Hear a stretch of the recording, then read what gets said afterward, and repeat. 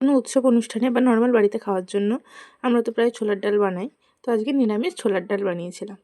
তো প্রথমে এখানে আমি 1 কেজি 100 মতন ছোলার ডাল ভিজিয়ে রেখেছিলাম। 6-7 ঘন্টা ভেজানোর পরে এবার প্রেসারে দিয়ে সেদ্ধ করে নেব। প্রেসারে ডালগুলো দিয়েছি। এবার পরিমাণ মতন জল দিয়ে দিয়েছি। জল দেওয়ার পরে এমনি নর্মাল ঢেকে রেখেছিলাম। তারপরে ডালের ওপরে যে সাদা সাদা ফেনা মতন উঠেছে এগুলো আমি ফেলে দেবো। এটা ডাবু হাতের সাহায্যে। এগুলো হচ্ছে ডালের ময়লা। এগুলো ডালে থাকলে ডালের টেস্টটা অতটাও ভালো হয় না। এরপরে হলুদ দিয়ে সিটি মারতে দেবো 4 থেকে 5টা।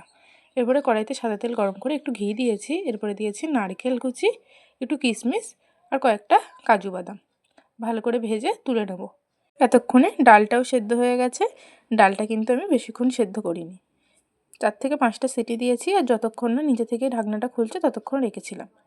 দেখুন ডালটা আমি ঠিক কতটা পরিমাণে সেদ্ধ করেছি, এরকম সেদ্ধ করেছি। এরপরে কড়াইতে আর একটু সাদা তেল দিয়েছি কয়েকটা শুকনো লঙ্কা, দারুচিনি, এলাচ আর কয়েকটা তেজপাতা।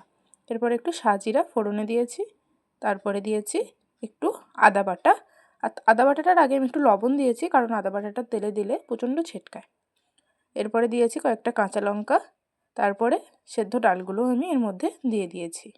সেদ্ধ ডালটা দেওয়ার পরে ভালো করে মিশিয়ে নিয়েছি। এরপরে দিয়েছি একটু লবণ আর একটু হলুদ গুঁড়ো আর একটু লঙ্কা গুঁড়ো। ব্যাস ভালো করে মিশিয়ে নিয়েছি। এরপরে প্রয়োজন মতন জল দিয়ে দিয়েছি আমি। জল দেওয়ার পরে যখন ফুটে উঠেছে তখন আমি এতে দিয়েছি একটু চিনি। এরপরে দিয়েছি ভেজে রাখা নারকেল আর কাজু কিশমিশ। ভালো করে মিশিয়ে নিয়েছি। এরপরে দিয়েছি ধনে গুঁড়ো। আর ধনে গুঁড়োটা দেওয়ার পরে নামানোর আগে একটু গরম মশলা গুঁড়ো দিয়ে নামিয়ে নিলেই রেডি হয়ে যাবে নিরামিষ ছোলার ডাল। রেসিপিটা কেমন লাগলো অবশ্যই আমাকে কমেন্ট করে জানাবেন। রেসিপিটা যদি ভালো লেগে থাকে আমার চ্যানেলটা সাবস্ক্রাইব করে দেবেন। আর ফেসবুক থেকে দেখলে পেজটা ফলো করে দেবেন।